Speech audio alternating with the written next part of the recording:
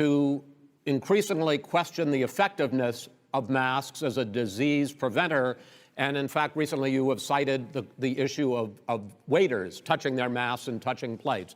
Are you questioning No, I think the masks efficacy are okay. of You have masks? to understand, if you look, I mean, I have a mask right here. I put a mask on, when I think I need it. Tonight, as an example, everybody's had a test, and you've had social distancing and all of the things that you have to. But I Just wear like your masks rallies. when needed. When needed, I wear masks. Okay, let me ask. I don't wear masks like him. Every time you see him, he's got a mask. He could be speaking 200 feet away from it. He shows up with the biggest mask I've ever seen. I will say this. Vice President Biden, go ahead, sir. Look, the way to open businesses is give them the wherewithal to be able to open. We provided money. The Congress. But I was asking you, sir, about masks. Well, masks make a big difference. His own head of the CDC said if we just wore masks between now, everybody wore masks in social distance between now and January, we'd probably save up to 100,000 lives. It matters. And they've also said the opposite. They've also said the opposite. No serious person said the opposite. They've No also said, well, look serious at I wanna Dr. ask you- Fauci. Dr. Fauci said the He opposite. did not I want say to the ask you, we opposite. got a said little very bit more than a strongly, minute left in this masks segment. are not good. Then he changed his mind. He said masks are good. I'm okay with masks. I I'm want to not ask you fighting both about masks. one last subject, because your different approaches has even affected the way that you have campaigned. President Trump, you're holding large rallies with crowds packed together, thousands of people. Outside. Outside, yes, sir, agreed. Vice President Biden, you are holding much smaller events with Because nobody will show up. people with. Well, it's true. Nobody shows up to his rallies. All right. In any case, why you holding the big rallies? Why you not? You go first, sir. Because people want to hear what I have to say. I mean, But are you I've not done a worried great about it job spreading as a disease? president, and I'll have 35,000 people show up at airports. We use airports. Are you and not worried hangars, about and we the have a disease lot of issue, people. sir? Well, so far, we have had no problem whatsoever. It's outside. That's a big difference, according to the experts. And we do them outside. We have tremendous crowds, as you see. I mean, and literally on 24 hours' notice. And Joe does the circles and has 3 people someplace. Okay. By the way, did you see Sir. one of the last big rallies he had? And a reporter came up to him to ask him a question. He said, no, stand back. Put on your mask. Put on a mask. Have you been tested? I'm way far away from those other people. That's what he said. I can't. I'm going to be okay. He's not worried about you. He's not worried about the people out there breathing in one another. We've had no negative cheek to effect. jowl. No negative effect. We've had no negative effect. And we've had 35,000, 40,000 All right. people wanna at these rallies. Just Yes. quickly finish up, because I want to move on to our next. Yes, I would. He's been totally irresponsible the way in which he has handled the social distancing and people wearing masks, basically encouraged them not to. All right. He's a fool on this. If you could get the crowds, you would have done the same thing. But you can't. Nobody cares. Gentlemen, can we move on to the Nobody cares. Gentlemen, can we move on to the economy? Yes. The economy is, I think it's fair to say, recovering faster than expected from the shutdown. Much faster. In the second quarter, the unemployment rate fell to 8.4% last month. The Federal Reserve says the hit to growth, which is going to be there, is not going to be nearly as big as they had expected. President Trump, you say we are in a V-shaped recovery. Vice President Biden, you say it's more of a K-shape. What difference does that mean to the American people in terms of the economy? President Trump, in this segment, you go first. So we built the greatest economy in history. We closed it down because of the China plague. When the plague came in, we closed it down, which was very hard psychologically to do. He didn't think we should close it down, and he was wrong. And again, 2 million people would be dead now instead of still 204,000 people is too much. One person is too much. Should have never happened from China. But what happened is we closed it down, and now we're reopening, and we're doing record business. We had 10.4 million people in a 4-month period that we've put back into the workforce. That's a record the likes of which nobody's ever seen before. And he wants to close down he will shut it down again. He will destroy this country. You know, a lot of people, between drugs and alcohol and depression, when you start shutting it down, you take a look at what's happening in some of your Democrat-run states where they have these tough shutdowns. And I'm telling you, it's because they don't want to open it. One of them came out last week. You saw that. Oh, we're going to open up on November 9th. Why November 9th? Because it's after the election.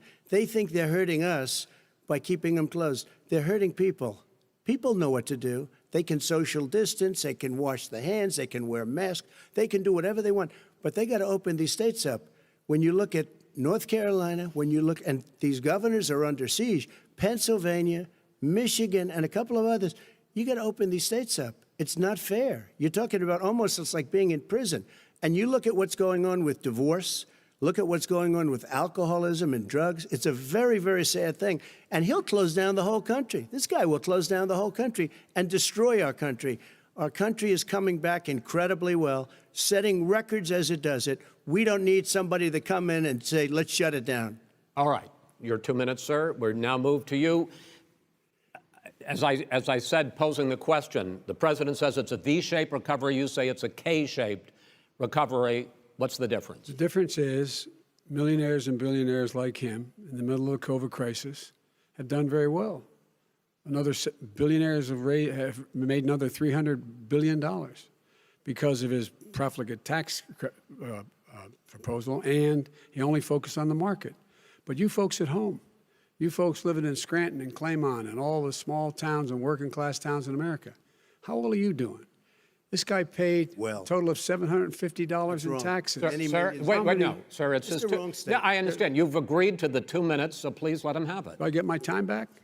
The fact is that he has, in fact, worked on this in a way that he's going to be the first president of the United States to leave office having fewer jobs in his administration than when he became president. Fewer jobs than when he became president. First one in American history. Secondly, the people who have lost their jobs are those people who have been on the front lines, those people who have been saving our lives, those people who have been out there dying, people who've been putting themselves in the way to make sure that we could all try to make it. And the idea that he is insisting that we go forward and open when you have almost half the states in America with a significant increase in COVID deaths and COVID cases in the United States of America.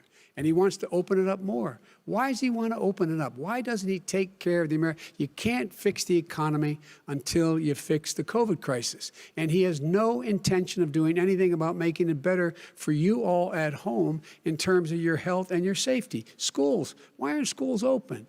Because it costs a lot of money to open them safely. You know, they were going to give, his administration was going to give the teachers and school students masks. And then they decided, no, couldn't do that because it's not a national emergency, not a national emergency. They've done nothing to help small businesses, nothing. They're closing. 1 in 6 is now gone. He ought to get on the job and take care of the needs of the American people so we can open safely. All right. Your time is up, sir. We are going to get to... I have to respond to that. Well, you both had 2 minutes, sir. Excuse me, he made a statement. So did you. People want their schools, people want their schools open. They don't want to be shut down. They don't want their state shut down. They want their restaurants. I look at New York. It's so sad what's happening in New York. It's almost like a ghost town. And I'm not sure it can ever recover what they've done in New York. People want their places open. They want to get back to their lives. They'll be careful, but they want their schools open. Okay. I'm the one that brought back football. By the way, I brought back Big Ten football. It was me, and I'm very happy to do it.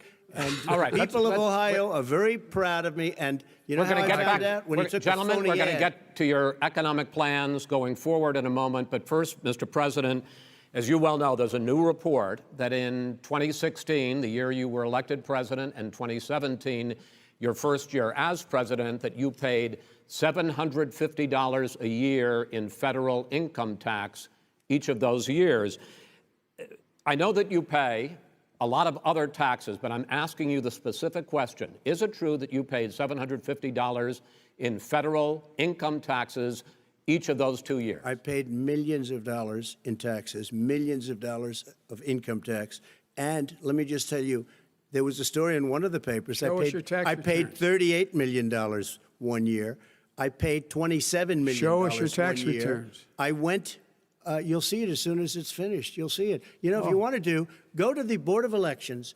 There's a 118-page or so report that says everything I have, every bank I have, I'm totally under-leveraged because the assets are extremely good, and we have a very, I built Sir, a great I'm asking company. you a specific question, which is... But let me tell you... I understand all of that. Release your I tax understand return. all of that. But let me... No, Mr. President. Go ahead. I'm asking you a question. Will you tell us how much you paid in federal income taxes in 2016 and 2017? Millions of dollars. You paid millions of dollars? Millions of dollars, So yes. not 750? Millions of dollars, and you'll get to see it. I- And you'll get to see When? it.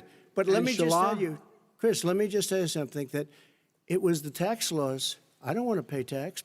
Before I came here, I was a private developer. I was a private business people. Like every other private person, unless they're stupid, they go through the laws, and that's what it is. He passed a tax bill that gave us all these privileges for depreciation and for tax credits. We build a building and we get tax credits, like the hotel on Pennsylvania Avenue. You get a massive, which, by the way, was given to me by the Obama administration, if you can believe that. Now, the man got fired right after that happened. But Vice President Biden, you want to respond? Yeah, I do want to respond. Look, the tax code that made him, put him in a position that he pays less tax than a school teacher makes on the money a school teacher makes is because of him he says he's smart because he can take advantage of the tax code. And he does take advantage of the tax code. That's why I'm going to eliminate the Trump tax cuts. And I'm going to eliminate those tax cuts and make sure that we invest in the people who, in fact, need the help. People out there need help. But why didn't you do it over the last 25 years? Because you weren't president. Because you weren't president screwing things up. You were a senator. And You're by the way, worst you were president America has ever had. Hey, Come Joe, on. let me just tell you, Joe. I've done more in 47 months. I've done more than you've done in 47 years, Joe. We've done things that you never even thought of doing, including fixing the broken military that you gave me, including taking care of your vets. Mr. President, we're talking about the economy. I'd like to ask you about your plans going forward, because, Mr. Vice President, your economic plan, if you were to be elected president, focuses a lot on big government, big taxes, big spending. I want to focus first on the taxes. You propose more than $4 trillion over a decade in new taxes on individuals making more than $400,000 a year and on corporations. President Trump says that that kind of an increase in taxes is going to hurt the economy as it's just coming out of a recession. Well, just take a look at what the analysis done by Wall Street firms. Points out that my economic plan would create 7 million more jobs than his in 4 years, number one. And number two, it would create an additional $1 trillion in economic growth, because it would be about buying American. That we're going to make, the federal government spend $600 billion a year on everything from ships to steel to buildings and the like.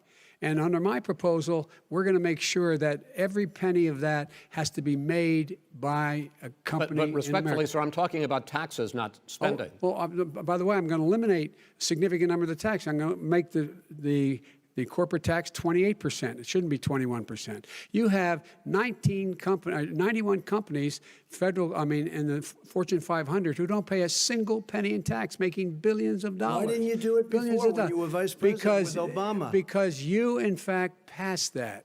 That was your tax proposal. I got it done. And you know what happened? Yeah, you got it done. Our economy boomed like it's never boomed The economy is busted. Mr. President, let me finish. Mr. President, let me pick up on that.